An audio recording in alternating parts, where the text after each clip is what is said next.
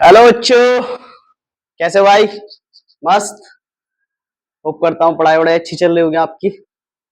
तो आज फिर से एक फाइलम के साथ आए हम। फाइलम का नाम है हेमिकोर्डेटा। और बेटा ये बहुत ज्यादा छोटा फाइलम है, सबसे छोटा फाइलम मुझे लगता है यही है जो एनिमल किंगडम में आपके है। तो इसको कुछ ही मिनट में हम खत्म करेंगे और इसके बाद आपका जो सबसे बड़ा फाइलम है इसमें कोर्डेटा शुरू हो जाएगा। कोर्डेटा में क्या है बेटा, पहले उसके सब फाइलम पढ़ने पड़ेंगे आपको, ठीक है। तीन सब फाइलम है उसके अंदर फिर आप देखोगे 6 क्लासेस भी पढ़नी पड़ेगी, ठीक है। तो ये सब आप जानोगे। ये सोच लीजिए आपका भी आधा चैप्टर खत्म हुआ है, क्योंकि एक कोर्डेटा ऐसा है पूरा।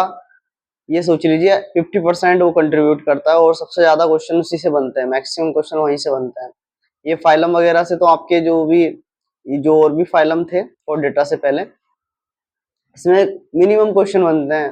बन जाते तो एक स्पेसिफिक कैरेक्टर के ऊपर बनेंगे आपके, ठीक है। जो मैंने आपको मैक्सिमम बार बताया कि ये चीजें इसकी इंपॉर्टेंट है, ये आपको याद रखनी ही रखनी है, ठीक है। या एग्जाम्पल्स के ऊपर, एग्जाम्पल तो आपको कंपलसरी है कि याद करने करने, एग्जाम्पल एक भी नहीं छोड़ना किसी भी फाइलम का, ठीक है। तो आज बात करेंगे हेमिकोर्डेटा के ऊपर। तो हेमिकोर्डेटा, हेमी से क्या समझ रहे हो आप? तो पहले तो इसके नाम को ही तोड़ेंगे। Hemi means half, chordata, chordata एक अलग फाइलम है, इसके अंदर आपकी वर्टिब्रेटा पाई जाती है, ठीक है। तो इसके पास क्या होगा, ये एक हाफ कोर्डेटा के जैसा होता है। इसका क्या था बेटा, जब हम स्टार्टिंग में इसकी अच्छे से रिसर्च नहीं हो पाई थी, हमें नहीं पता था चीजें क्या हैं, तो इसको पहले क्या रख दिया था, हेमिकोर्डेटा को। हेमिकोर्डेटा वाज अर्ली, स्टार्टिंग में कंसिडर किया जाता था सब फाइलम अंडर कोर्डेटा। कहाँ किया जाता था? कोर्डेटा के अंदर ही सब फाइलम में इसको ट्रीट किया जाता था।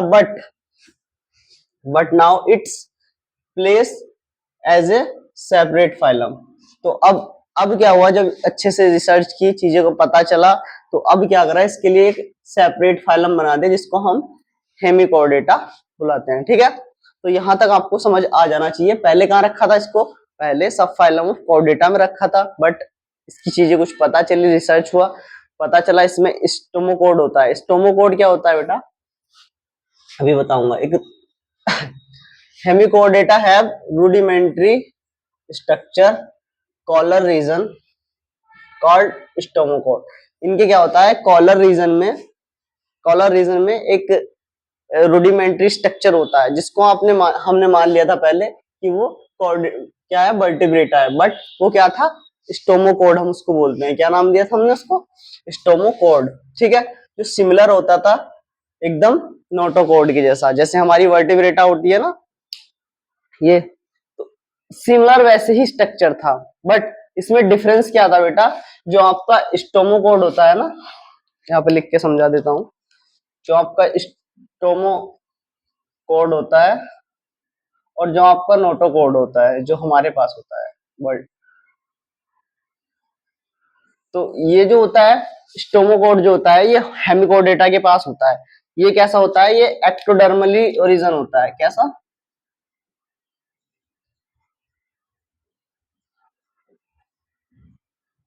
और हमारा जो नोटोकोड है वो है मीजोडर्मली ड्राइव। इसको याद रखना आप, इसमें यही डिफरेंस आया था, ठीक है। तो ये जो ओरिजिन था हमारा वाला, ये मीजोडर्मली था, और जो स्टोमोकोड था हेमिकोर्डेटा का, वो क्या था, एक्टोडर्मली था, ठीक है। तो इसका जब हमें पता चला तो हमने क्या किया, इसके लिए एक सेपरेट फाइलम बना दिया, इसको हम हेमिकोर्डेटा के नाम से जानते हैं, ठीक है। यहां तक समझ आया?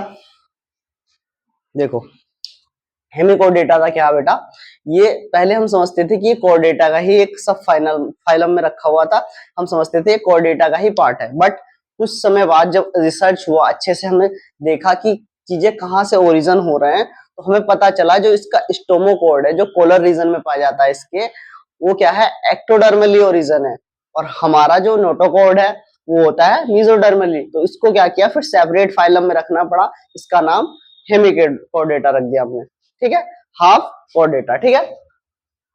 तो यहां तक आपको चीजें क्लियर हो जानी चाहिए, ठीक है। अब बात करें इसके हैबिटाट की, तो बेटा हैबिटाट इसका ज्यादा कुछ है नहीं। Phylum is consider small group worm. इसमें क्या होते हैं, छोटे छोटे वर्म लाइक होते हैं, कीड़े होते हैं, या इसको टंग वर्म भी बोलते हैं, टंग वर्म, ठीक है, टंग वर्म भी बोलते हैं। तो इसमें क्या होता है, कीड़े नुमा स्ट्रक्चर वाली चीजें होती हैं, और सारी की सारी कैसी होती हैं, एक्सक्लूसिवली मराइन होती है, मतलब सारे के सारे मराइन एनिमल्स पाए जाते हैं इसमें। तो मैंने अब तक कितने फाइलम बता दिए आपको जिसमें सिर्फ और सिर्फ मराइन एनिमल्स पाए जाते हैं। एक तो मैंने बताया था टीनोफोरा, ठीक है, दूसरा बताया मैंने इससे पहले जो पढ़ा था हमने, क्या पढ़ा था, इकाइनोडर्मेटा,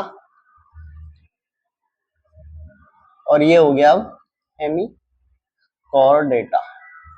तो बेटा मैं हाथ के हाथ आपको लिखाते जा रहा हूं क्योंकि ये इंपॉर्टेंट है, वो पूछ सकता है कि इनमें से कौन एक्सक्लूसिवली मराइन है या नहीं है, ऐसे करके ऑप्शन आपके लिए बना सकता है, ठीक है। तो आपको मैंने अभी तक 3 फाइलम ऐसे पढ़ाए हैं जिसमें एक्सक्लूसिवली मराइन पाए जाते हैं, मतलब जिसमें सारे के सारे एनिमल्स क्या पाए जाते हैं, मराइन, जो मराइन आपका सी वाटर होता है उसी में पाए जाते हैं सिर्फ, और कहीं नहीं देखने को मिलते, ठीक है। तो ये आपको याद करना है, ठीक है। अब लेवल ऑफ ऑर्गेनाइजेशन की बात करें तो ये सब नॉर्मली चल रहा है, organ level, organ system level होगा, जर्म लेवल को याद करें, टिप्लोब्लास्टिक, सिलोमेट होगा ही है, और बायलेटरल सिमेट्री, ये सब नॉर्मल नॉर्मल बात है, ये सारी चीजें आपको पता ही होना चाहिए अभी, ठीक है। डाइजेशन अब कंप्लीट ही चल रहा है स्केलेटन इससे। रेस्पिरेटरी सिस्टम की बात करें तो इनका जो होता है वो गिल्स के द्वारा होता है। अब ये देखो, जो पहले इससे पहले फाइलम पढ़ा था हमने, क्या पढ़ा था, इकाइनोडर्मेटा, उसमें क्या हो रहा था बेटा, जो गिल्स था आपका वो क्या काम कर रहा था, एक्सक्रीशन का भी काम कर रहा था, और किसका काम कर रहा था, रेस्पिरेशन का। इसमें जो सिर्फ और सिर्फ गिल्स का काम कर रहा है, रेस्पिरेशन का। तो ये अच्छे से याद करना है आपको, ठीक है। एक्सक्रीटरी ऑर्गन क्या होता है इसमें, प्रोबियसिस ग्लैंड, ठीक है। प्रोबियसिस ग्लैंड क्या होता है, ये वाला, ये जो ऊपर की साइड होता है ना, ये वाला स्ट्रक्चर, इसको बोलते हैं प्रोबियसिस, ठीक है। तो ये इसका क्या काम करता है, एक्सक्रीशन का काम करता है, ठीक है। ब्लड सर्कुलेशन इसका याद रखना बेटा, ओपन टाइप होता है, ठीक है। ब्लड सर्कुलेशन कैसा होता है, ओपन टाइप होता है, कोई भी इसमें वेन्स वगैरह या आर्टरीज वगैरह में ब्लड फ्लो नहीं होता, ठीक है। फर्टिलाइजेशन एक्सटर्नल याद रखना, ये इंपॉर्टेंट है बहुत ज्यादा, ठीक है। इसमें भी फर्टिलाइजेशन एक्सटर्नल पाया जा रहा है। डेवलपमेंट इनडायरेक्ट है, लार्वल स्टेज पाई जाएगी, ठीक है, ठीक है।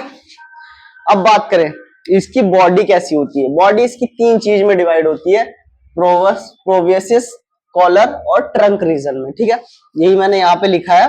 बॉडी क्या होती है, सिलेंड्रिकल होती है, कंपोज्ड, एंटीरियरली क्या होता है आपका, आगे की तरफ देखिए, एंटीरियरली क्या होगा, प्रोवियसिस, कॉलर, और लॉन्ग रीजन जो होगा, ये लंबा रीजन जो है सबसे ज्यादा, लॉन्ग रीजन जो है ये वाला, ठीक है, दिख रहा होगा आपको।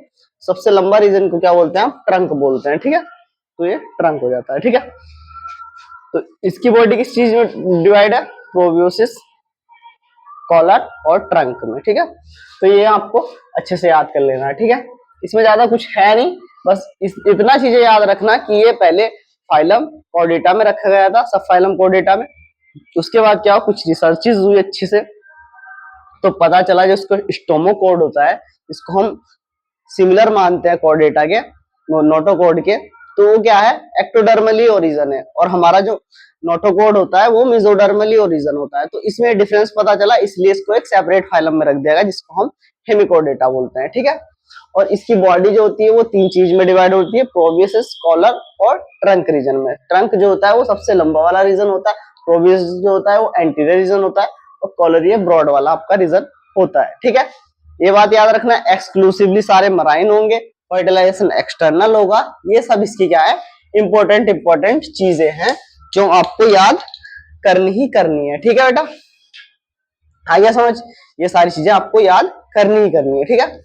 अब इसके अगर हम बात करें एग्जाम्पल की, तो इसमें 2 ही एग्जाम्पल दिए हैं, बेलोनोग्लोसिस और सैकोग्लोसिस।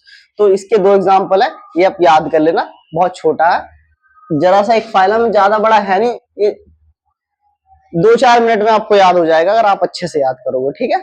तो अच्छे से याद कर लेना इसको। इसके बाद मैं आपको कॉर्डेटा पढ़ाऊंगा बहुत अच्छे से, उसको आप अच्छे से करना, ठीक है। इस वीडियो में तो मैं इतना ही, और आगे वीडियो ऐसी ही आती रहेगी। ठीक है, धन्यवाद।